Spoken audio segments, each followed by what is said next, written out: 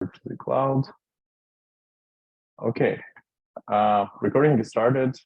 Welcome everyone to the July 19, 2023 JupyterLab weekly call. I'm Andrew Yuroshenko, and I'm hosting the call today. I will post the link to the HackMD again to the chat. So link to HackMD is in the chat. I can see people already signing in, but there is nothing on the agenda. So please add items to the agenda if you have anything to discuss. Other than that, as it was discussed before the recording started, Notebook 7 was just released like 10 minutes ago. So congrats everyone. It's been a project long in the works. So good job everyone involved.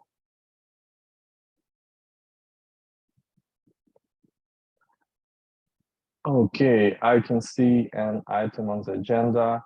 Darren, if you want to start speaking, you can start speaking, or you can take a couple of minutes to finish writing if you want to finish.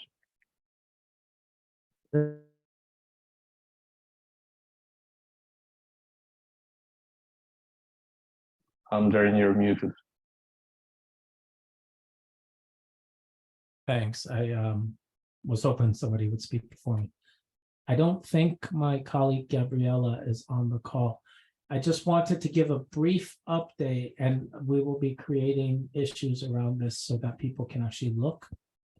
A goal that I hope we can achieve either before 4.1 or in 4.1, depending on what the APIs look like, is to allow for virtual scrolling in large notebooks to be turned on by default.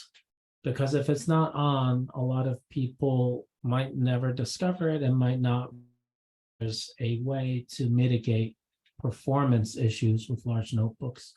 But right now, we have put it behind a preference because we had some pushback on the nature of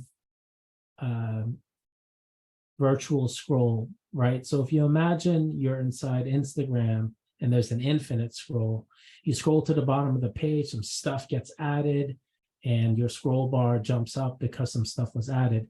And that doesn't bother you because that's an infinite scroll. You don't expect that to end.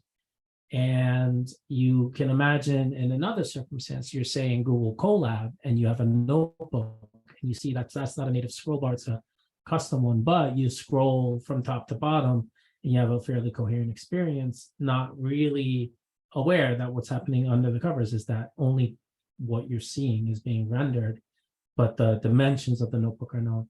We don't have the full dimensions of the notebook. That's why our scroll bar jumps, because even though we know how many cells there are, we don't have a way of knowing how tall each cell is. And a cell can be arbitrarily large. You can imagine a notebook with 2,000 cells in it, and one of them occupies 95% of the real estate because it's a giant cell, and every other cell is tiny, for example. Or a markdown cell that's arbitrarily large HTML, or a widget that does some crazy thing to your screen, or lots of different outcomes can manipulate the height of the notebook, right? And so what Gabriella and I talked about yesterday, and what I think we can bring forward are some wireframes to test people's intuitions here. So you need a scroll bar partly to see the dimensions of a document, right? So if we have a control that shows you every individual cell, imagine if you have used a slideshow app like Google Slides, for example, or if you've used Apple Preview, where you open up 10 documents and there's a sidebar that shows you thumbnails of each. Now, we cannot produce thumbnails, at least not currently, but we do know, I mean, cells have a thing that signifies them, whether it's the execution count, whether it's cell ID, whether we provide a custom renderer for a cell to give you something better in some future date. The point is, we can create a sidebar that shows you exactly how many cells a notebook has and gives you a native scroll bar for that control, but hides the native scroll bar for the actual notebook itself and allows you to scroll with all the modalities you have, with your trackpad, with your mouse wheel, with your keyboard up and down arrows. The only one that you cannot do is click on the literal scroll bar itself. But instead, what you can do is use the control that shows you all the cells, right? And scroll down. You want to jump to the bottom? Cool. Scroll down and jump to the bottom cell, that kind of thing. So I think this removes the counterintuitive behavior of the scroll bar and replaces it with something that gives you all those behaviors that we want, but we need to play some, we need to validate it. So hopefully by the next time we're on this call, I can share some wireframes or something to get people's opinions, because it would be really nice if we can make virtual scrolling the default and get the benefit of this really big enhancement that Fred built, minus the jerkiness of the scroll bar that harms the user experience for some people. I saw a camera come on with somebody who has something interesting to say about this, so I'll stop. I am not knocking the work that has been done. The virtual scrolling is not always an improvement or an enhancement where it stands right now. We make a sacrifice on the small notebook experience for the big notebook experience. And since you mentioned this yesterday, I've been thinking about it. And I'm wondering if we're obfuscating the two things as the same problem. So I agree that in the large notebook experience, we need something better, but there is a shortcoming in the current experience that has kind of arisen with this. So I just raise a little bit of caution and going too hard in the virtual scrolling. Like, I think it's a good feature. Like, I have a notebook now that has, I keep an index.ipynb, and sometimes it gets up to like 200, 250 cells. I delete a bunch along the way. Like, I kind of go and refactor that. I wouldn't be able to have that file without the virtual rendering, right? But what I do is, like, I kind of keep a running log there. This might not be a common work style, but I keep a running log. When I get something good, I move it over to a smaller notebook, right? So the two experiences that I'm expecting from like a long notebook and a short notebook are different. And I kind of caution at combining those two experiences together. Well, so the impetus for this work isn't to lean into virtual scrolling. It's to fix the behavior of virtual scrolling so that it stops bothering people. But virtual scrolling still won't be a thing that every single notebook benefits from. If a notebook only has 20 cells in it, it might not benefit from virtual scrolling. I mean, then again, we never know, because like I said, if that 20th cell is like 150,000 pixels high, you might actually still want that, but we actually can't currently accommodate that well anyway. But we can. That's the one thing I've been thinking about here. I keep missing. Like, I know we're talking about some problems here, but I think, like, if you had virtual scrolling in the fixed height outputs, you could predict that, right? Sure, but Like, I think if people you would didn't be have those annoyed. long ones. No, I know for sure, but here, I mean, look, the actual like elegant, easy to reason about and maintainable solution to this is to say every cell gets rendered at the same height, like the slideshows do, right? They know how tall each slide is, so they don't even need a scroll bar. But I think people expect a long form document and not like a bunch of collapsed areas. And Fred has thought about this a lot, so let's see what he thinks. No, I understand the concern of Tony, but from a code point of view, we are already thin at maintaining the code and having a single way of doing things. I mean, we still have the settings to change the behavior, but we should aim for a common, for not changing the behavior if it's a short or a long document, because not two people will have the same definition of that thing. So for me, if we have a behavior, it should be the same for 20 and for 120. And it's always a question of compromise, of course, but that's what we should end up with. I agree with you conceptually, but statistically, it doesn't make as much sense, right? Because, like, the majority of interactions are going to be at the small cell scales. right? Like you have to get to 10 cells before you get to 200 cells. So Well, yeah, but yeah, we're not committed to rendering a 10-cell notebook virtually. We can render that concrete Okay. reified. Great. And Great. we could even, like, we already have the capacity. Let's suppose we turn on virtual for everything. We already have a capacity within deployments to override default settings anyway, because you know your user base and you're like, nah, actually it's not relevant here. We're teaching, you know, 6th graders and they don't make giant notebooks or something. Right. So this will be configurable in multiple ways, both by the end user and by the deployer. And we can come up with a heuristic to say, I mean, we already have a heuristic that says if it's not giant, don't do it. I love it. I love it. I think that what you do is you lean more on the you call the like virtualized notebook a feature, right? Like in virtualized notebook space, right? Like it's like bullet time almost. Like how do you go and think about navigating this almost as like a different video game effect? So yeah, I could see this as being more of a special kind of like power up mode, whereas there's a simpler basic mode. I see what you're saying, but I think the optimal experience is where you're not even aware that it just feels like a document. Like the optimal experience is only the pixels on your screen get rendered and they're always the correct pixels, right? We just can't do that. But if we could give you a window into that document and that document whizzes past you in real fidelity with the entire thing rendered and uses no overhead to do that, that's like the experience we want. We just can't get there yet. So we render some above, we render some below. We hope you don't scroll too fast and we hope you never notice.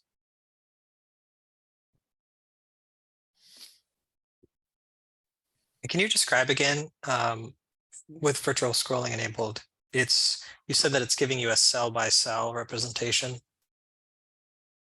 in the scroll bar? So the proposal is that the native scroll bar disappears and another control replaces it. That control is just a list of cells, like little squares, right?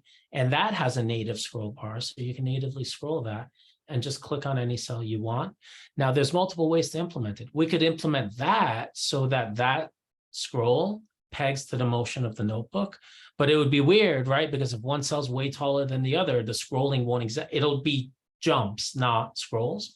So maybe we don't do that. Maybe we just let you click on each individual cell, unclear, and we leave the notebook itself working exactly as is. The only thing that's different is CSS is hiding the scroll bar, but you're still scrolling. It's still rendering only what you see. It's still actually changing the height of the container. You just don't notice it because you don't see the scroll bar doing that. And that way you have both an idea of how big this document is, which is what a real scroll bar gives you, and an ability to jump to a specific place, which is what a real scroll bar gives you. But you do not have the confusion about how tall is this document and why can't I jump to the bottom? I scrolled to the bottom and then my scroll bar janked up, you know, and I don't like that experience. So it's meant to fix that.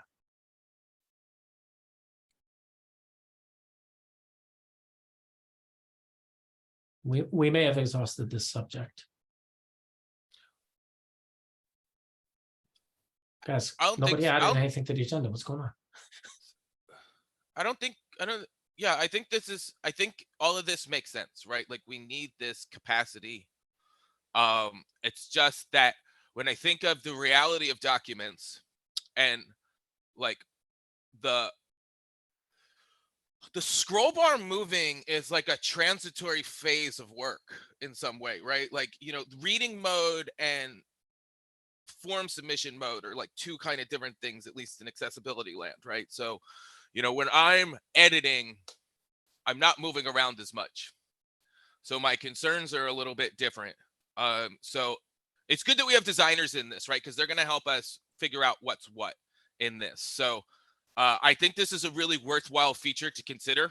The virtual scrolling has gotten a lot better from my experience, like with these big notebooks, and finding a way to figure out some of these problems will be definitely good. I just think they're two different ways of working.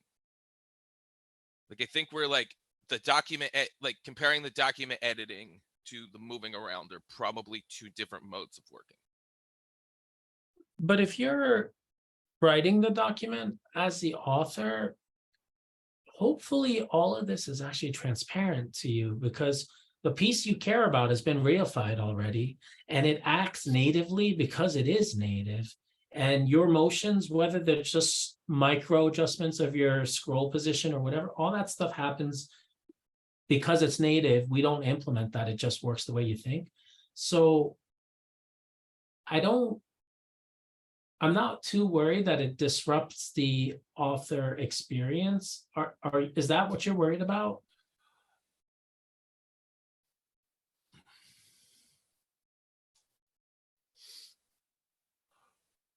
It's this, yeah, it's just, I want to see the rough edges go away. And that's the stuff that makes me uncomfortable. Like, the authoring experience has some keyboard problems right now that feel super unfamiliar. So that's a entirely different topic. Sure. So right now with the product, I'm feeling it feels unfamiliar when I'm editing. It feels unfamiliar when I'm scrolling. There are a few unfamiliarities. I think you're hitting at a major one with this. But yeah, it's honestly like imperceptible little things that I don't notice, right? Like, there are things that in the product, like in between when I'm moving around, that make me feel uncomfortable. So they're sort of hard to put on to nail down. And one of the ones that you're talking about is this, right? Yeah, well, I can say the impetus behind this is bring it in from uncanny valley to just canny. Right. So yeah, no, I mean that is, and this is actually holding back. There is a class of notebook 6.x user who has not wanted to migrate to lab because they've been concerned that the UI feels slower. And until we can, out of the box, give them a performant responsive UI, they're not gonna migrate. And now that we've released Notebook 7, we might hear from that class of user, although Notebook 7 benefits from being a single document UI and probably won't bug them performance-wise, and also CodeMirror 6 has helped here too.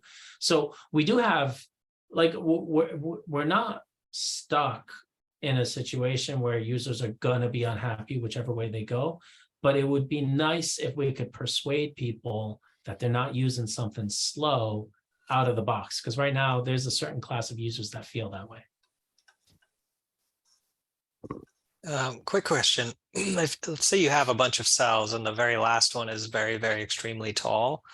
I guess what you would be doing then is you'd be clicking on the last cell in the scroll bar and then it would take you to the top of the cell. Is that right? Yeah. Yeah. Is there a way to jump to the end of that cell? I guess I'm trying to think of that use case. I guess you would have to manually scroll all the way down. To the end, yes. Somewhere in the middle is gonna be tough. Yeah. You can probably hit the end key. If your keyboard has an end key, that might do that. Could you go right to the outputs?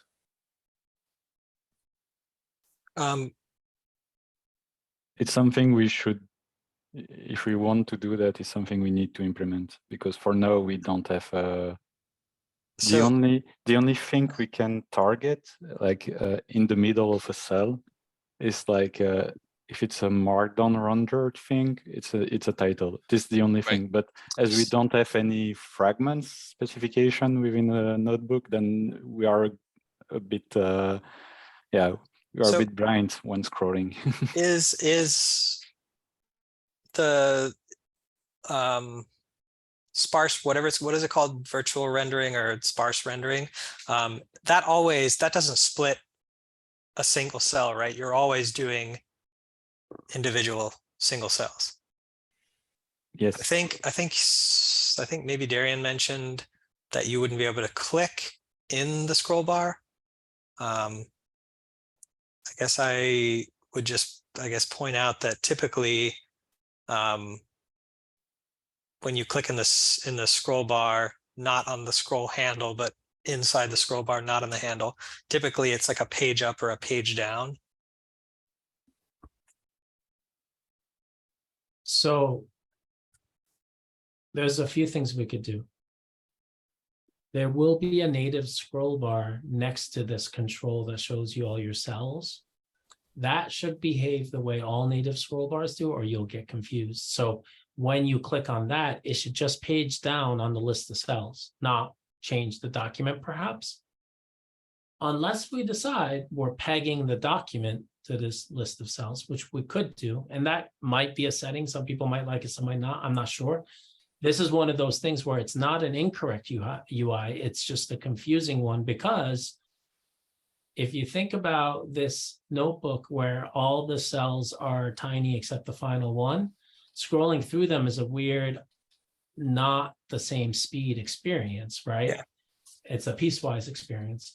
So maybe we don't want that because people won't believe that that's what's about to happen, and then they'll do it and they'll be annoyed because something counterintuitive occurred. But we could decide, no, we actually kind of want this cell list not just to be a list of buttons to jump, but also be a control that works roughly like you described. I'm not sure. That is actually where I think Gabriella's mockups and wireframes and prototypes will help us gather some input here. And it, you know, the thing that I don't want to happen is probably what will happen, which is we will probably build 2 or 3 models and put them behind preferences, because it'll turn out that there's use cases for all of them. But I hope not to do that, because that's harder for us to maintain going forward. And one of them could be broken for quite a long time before we And I discover it think if we do that. confusing for users too. Sure, but like that actually sometimes, well, the defaults matter, right? To try not to confuse users. Oh man, so like, yeah, the stuff that's going on in the chat.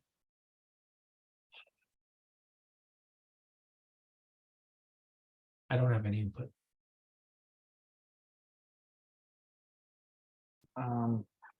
Okay, I can see that someone added some links from the chat to the notes. This is nice.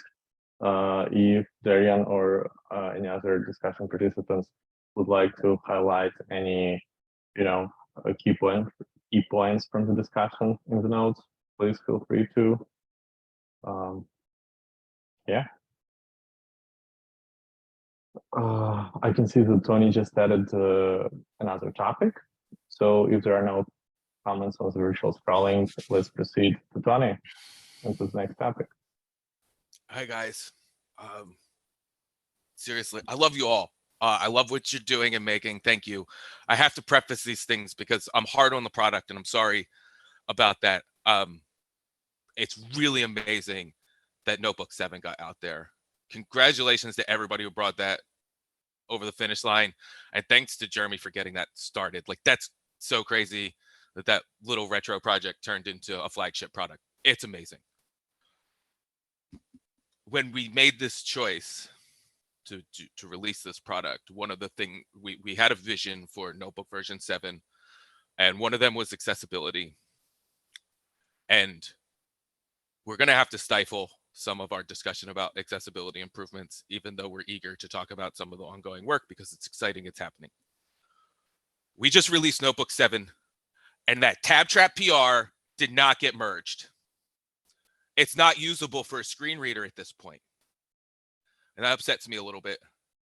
I really hope that we can get the tab trap PR merged in. Yeah, right, Mike.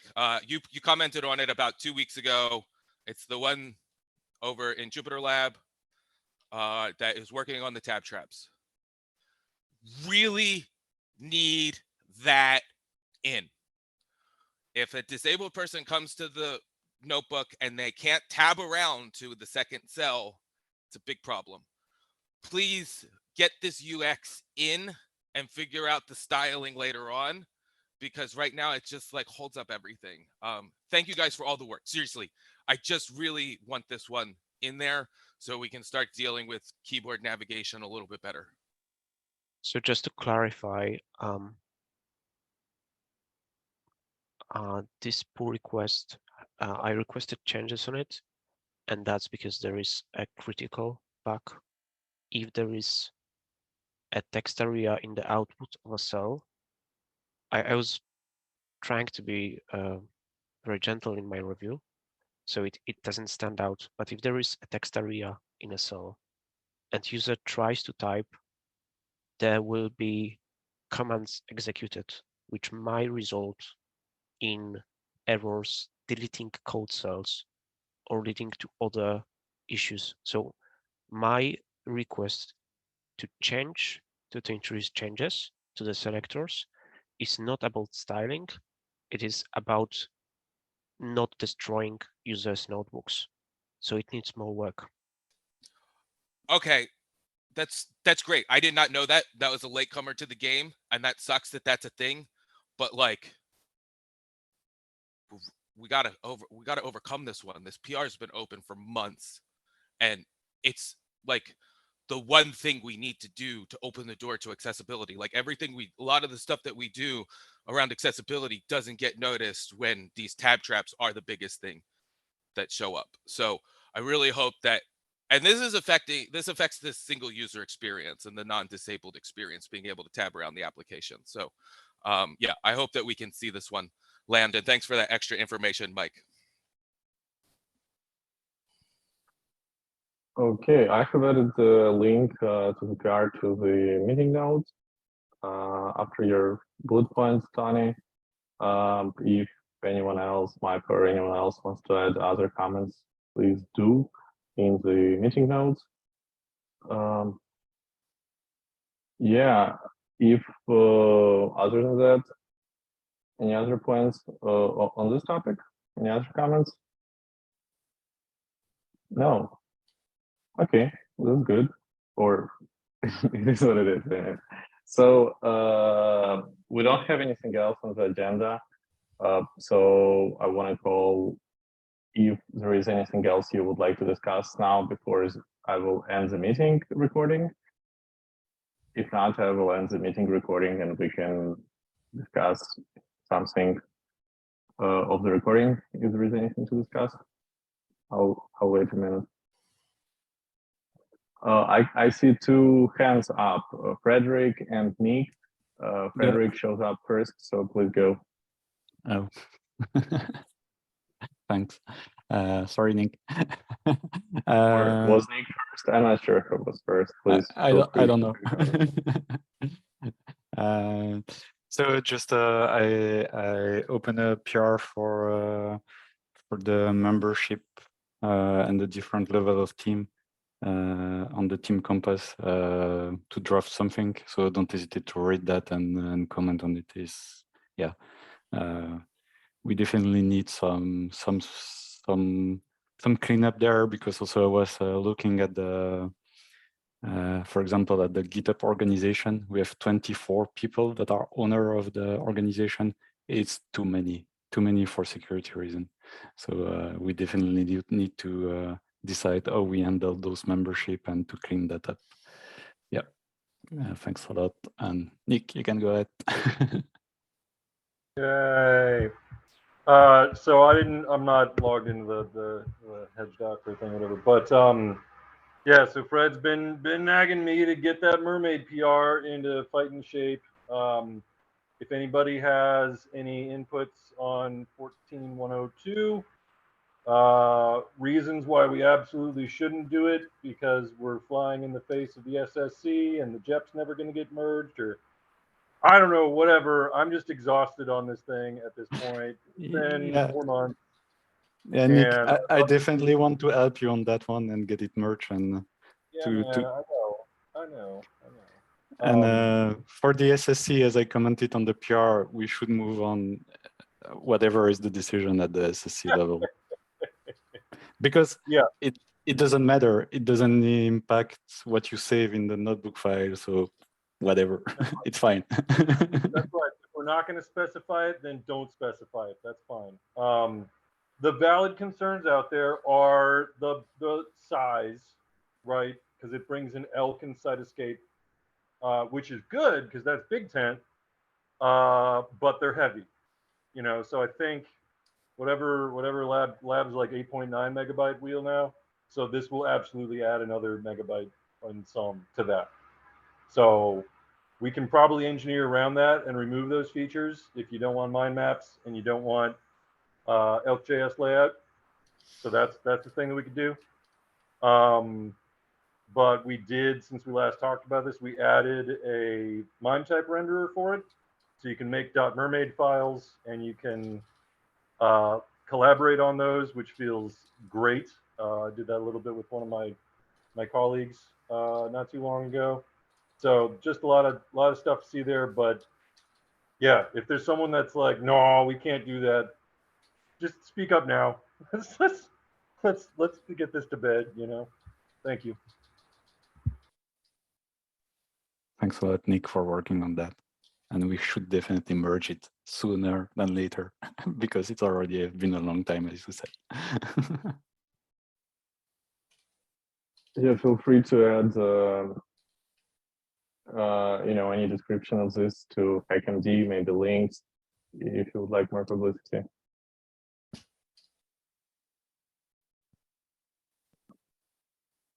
Okay, is there anything else you would like to discuss before I will end the recording?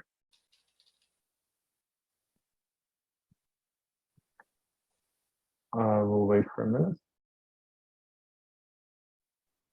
I have a question regarding Vim modes.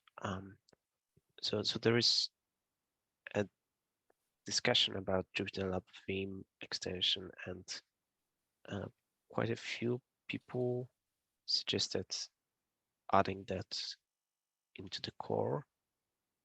The thing is that the Vim extension, we discussed key maps for Vim previously. It's not only adding the key map, it is actually a standalone code mirror extension. So it's a bit tougher.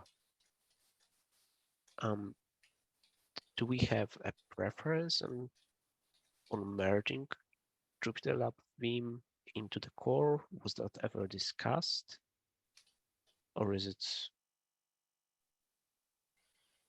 I don't a new question recall that an we can... explicit conversation around it, but I also don't recall any appetite around it. Do you recommend that it be in core? So my recognition from looking at integrating other key maps is that it would be probably not very good user experience, and it's not a very good user experience right now when users are told that they can change a key map, but the key map in the code editor does not correspond to what happens around it. So the traditional sense of a key map, it also influences things like the debugger and switching tabs. So the presets for the key maps extend beyond the editor, which is especially visible in the notebook, because in the Vim mode, you use escape key to switch between modes. And that's a difficult problem, especially when you also factor in user shortcut customization. So I will probably work on porting JupyterLab Vim to work with JupyterLab for Assis, but going forward, it might be actually easier and less frustrating for users if we consider adding a bespoke key map concept to JupyterLab and have as a one and only alternative implementation have JupyterLab Vim in core. Okay, so maybe that's a 4.1 feature, bringing that into core and releasing it for 4.x is the short-term fix. Yeah, it might be even 4.2 given my timeline, but sure. Yeah.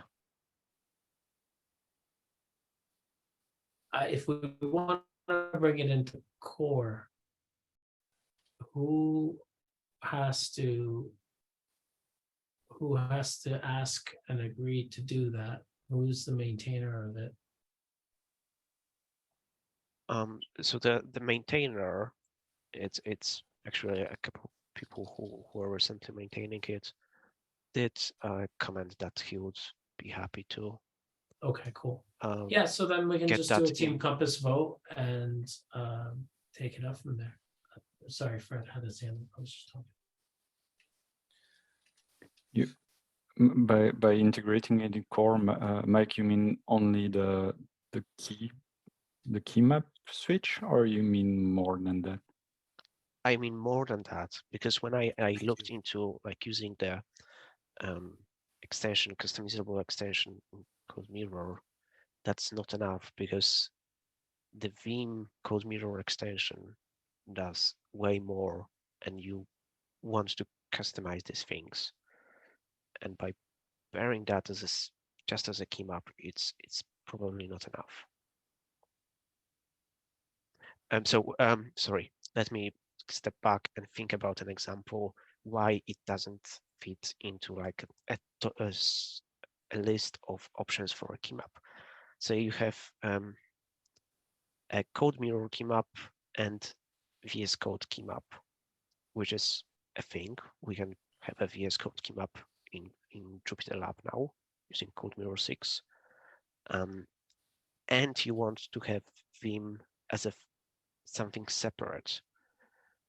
And you could have,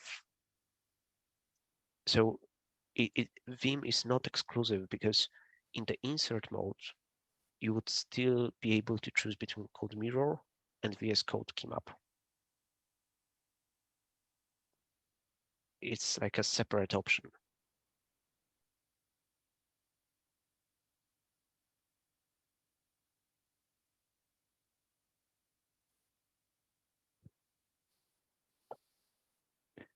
Yeah. I have trouble to see how you could generalize it, but if it, because if I got it correctly, the key map is gonna extend outside the code mirror thing, as you said, because we have flashes with other features. So yeah. That would be ideal. So it would be probably a setting on code mirror extension level, which is synchronized with JupyterLab quite.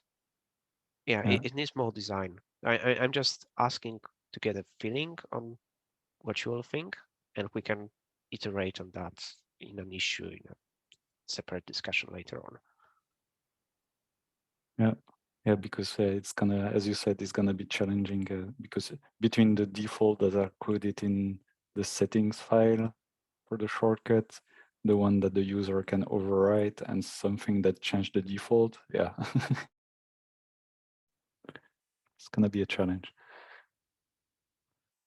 Okay. Thanks, Mike.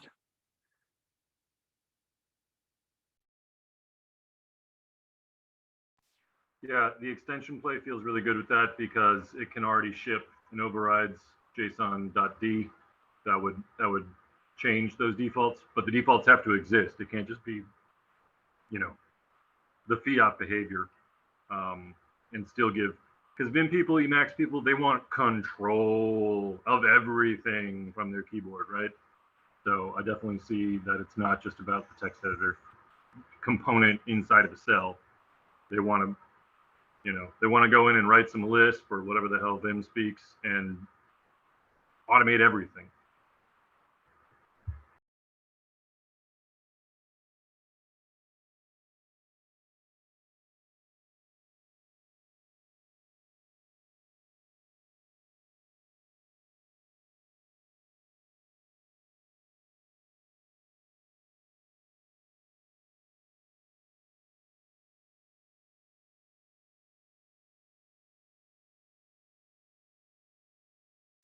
I mean, kind of bringing these 2 points together, you know, is there, for these things to happen, they need to be testable rigorously.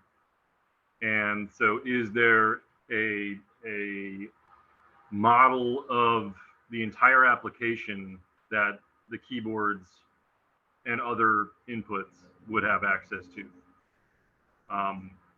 So, Tony brings up the game controller frequently, which is great, because the game controllers have keyboards on them now, because whatever, and Bluetooth and seat warmers and all that stuff. But, what would a on-screen cursor that's not your mouse cursor look like that just worked out of the box from a controller or from a motion-based thing or from a tongue switch or, whatever that thing is. So that kind of has this, oh, nice. Game accessibility guidelines. That's great. What is the overarching model? Would you have a lot of things like, can I get to this with a keyboard? Can I get to this with something like that? Yeah, sure. And we got that to an extent, but like we don't have, like a lot of times in a proper gaming system, you'll get an on-screen cursor that corresponds to your mouse. But that would conflict with a lot of behaviors that we have. So if you've got a cursor, but then you go into a text area, do you keep the on-screen cursor, or does it just get sucked into the text caret, the blinky caret? So a lot of questions there, but I mean, like, I think that's the level of power that the Vim and Emacs crowd would need. That might also suit some accessibility needs.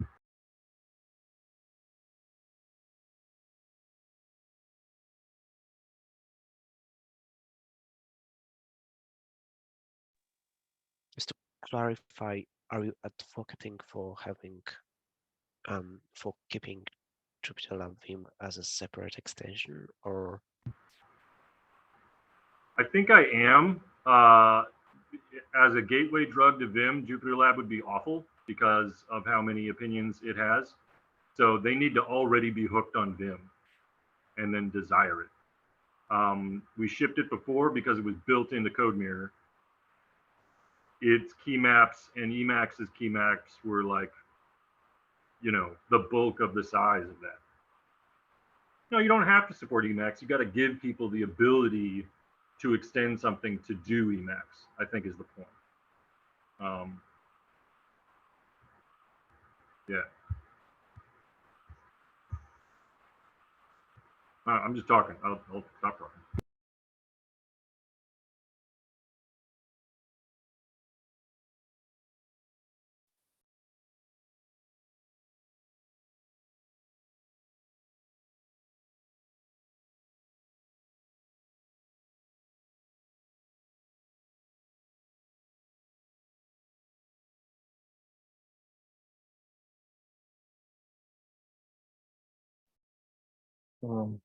Good discussion.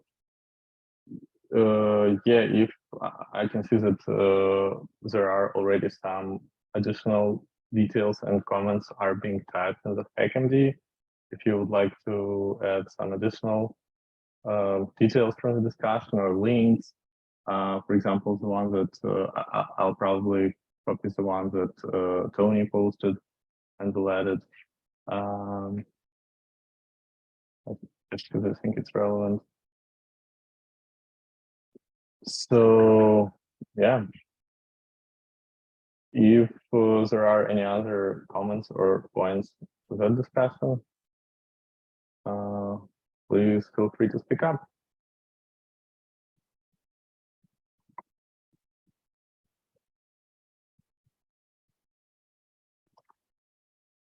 Okay, judging by the silence, there are no other points on that topic.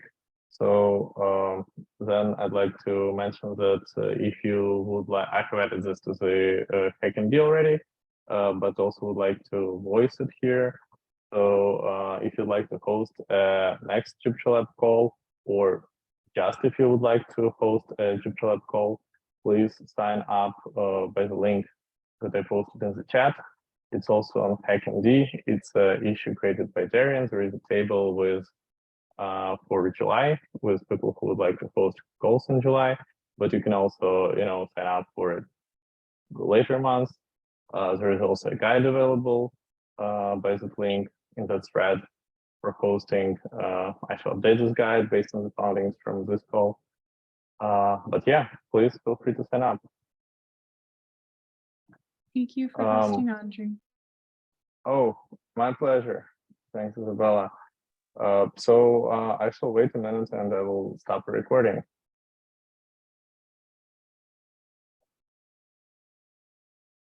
Maybe a little less. I shall stop recording right now.